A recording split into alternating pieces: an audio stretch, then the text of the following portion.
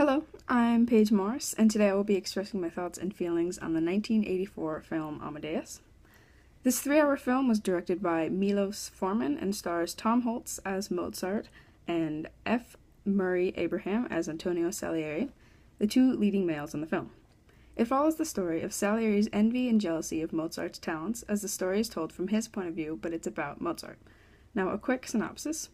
The film starts off in 1823 with Salieri having just slit his throat proclaiming that he killed Mozart back in 1791, and he's begging for forgiveness. He's quickly transferred to an insane asylum and is visited by a priest who came for his confession. Salieri is at first apathetic, but throughout the film becomes more open with the priest. The film is basically a series of flashbacks of Salieri and Mozart's relationship as Salieri confesses to the priest. Now, back to late 1700s Vienna. Salieri is a religious, well-off man who works as a composer for the Holy Roman Emperor Joseph II. When Mozart and other composers come into town, Salieri goes to hear Mozart and initially views him as a complete genius.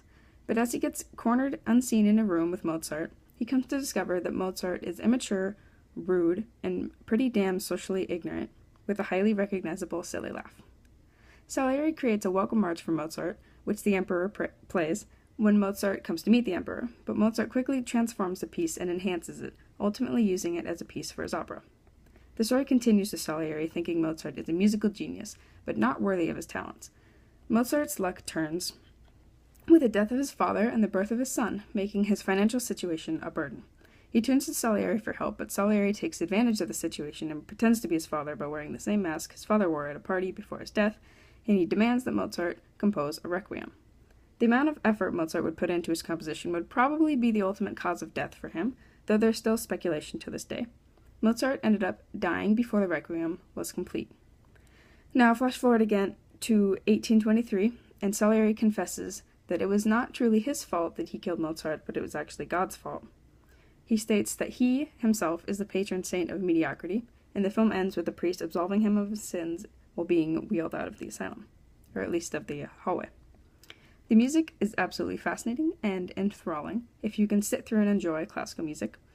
There are scenes when Mozart and Salieri are composing, and you can literally hear what the piece would go on to sound like, and what it sounds like in Mozart and Salieri's head.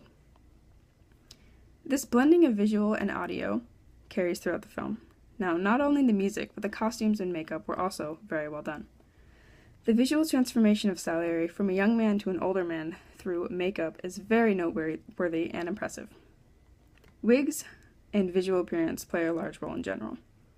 Mozart, in particular, as a younger man, would dwell on which wigs to wear depending on his mood. He would dress lavishly and behaved with confidence, but as the story progresses, we see him become uninterested in his visual appearance as he neglects his wig and spends more time at home and does not seem to care for what he's wearing as much. Lighting is also used as a foreshadowing device, importantly. Ominous suspense and oncoming danger is created through scenes that are dimly lit by candles, such as in the opening with Salieri slitting his throat.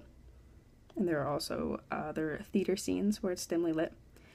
As I mentioned earlier, there's still speculation on how Mozart died. Was he actually poisoned? Did he have a disease? Did Salieri really hate him? But either way, it's based on true events, and I would definitely recommend the